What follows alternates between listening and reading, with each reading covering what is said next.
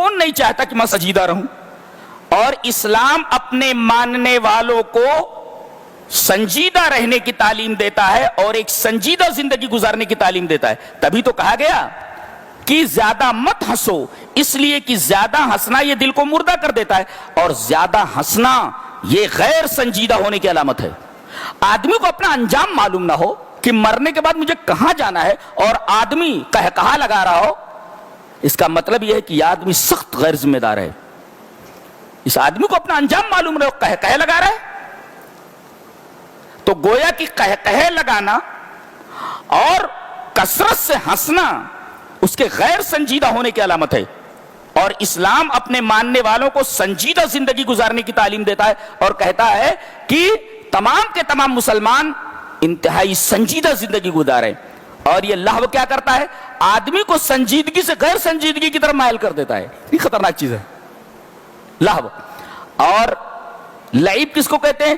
ترکو ما ینفع بما لا ینفع، نفع بخش چیز کو جو چھڑا کر غیر نفع بخش چیز کی طرف ڈھکیل دے، اس کو کہتے ہیں لعب. یہ دیکھیے، تو گویا کہ اب آخرت کے مقابلے میں دنیا کو دیکھیے کہ یہ لہو ہے. لہو کا مطلب مذاق ہے. المیل عن الجد الی الہزل، یہ سنجیدگی سے مذاق کی طرف مائل ہونا ہے، مائل کرنا ہے. اس کا مطلب آخرت کے مقابلے میں دنیا مذاق کے سوا کچھ نہیں. مذاق ہے، دنیا ہے مذاق ہے. اور مذاق کیسا ہوتا ہے آپ کو معلوم ہے؟ مذاق کر رہا ہے، یعنی اس کی کوئی اہمیت نہیں ہوتی. تو آخرت کے مقابلے میں دنیا کی زندگی مذاق ہے، اور سنجیدگی کے مقابلے میں غیر سنجیدگی ہے. یعنی آخرت سنجیدہ اور دنیا غیر سنجیدہ.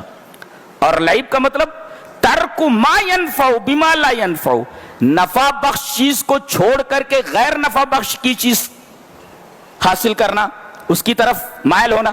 اس کا مطلب دنیا کی زندگی آخرت کے مقابلے میں غیر نفع بخش ہے اور آخرت اس کے مقابلے میں نفع بخش ہے. اور ظاہر ہے کہ یہ کام بچے ہی کرتے ہیں.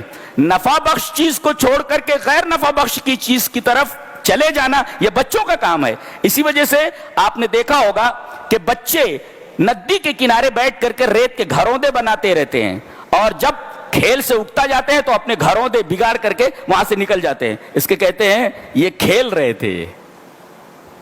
اب بتائیے اس کھیل کی کوئی حقیقت ہے؟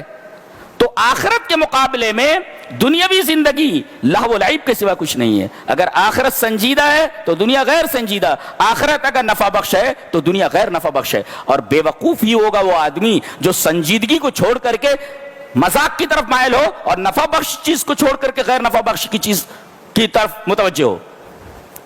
اس کے بعد تقابل کیا جا رہا ہے. دیکھو دلیل کیا دی جا رہی ہے، وما هذه الحیات الدنیا الا لهو ولعب، دنیا کی زندگی لہو لعب ہے. اچھا، وان الدار الاخرۃ لہی الحیوان، حیوان نہیں حیوان. یہاں کہا کہ دنیا کے ساتھ حیات لایا گیا ہے اور آخرت کے ساتھ حیوان لایا گیا ہے. یہ دیکھیے دونوں کا معنی زندگی ہے.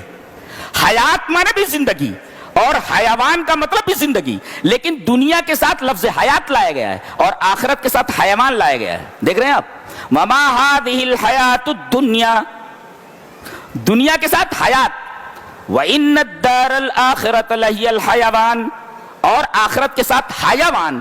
تو یہ حیات اور حیوان میں کیا فرق ہے؟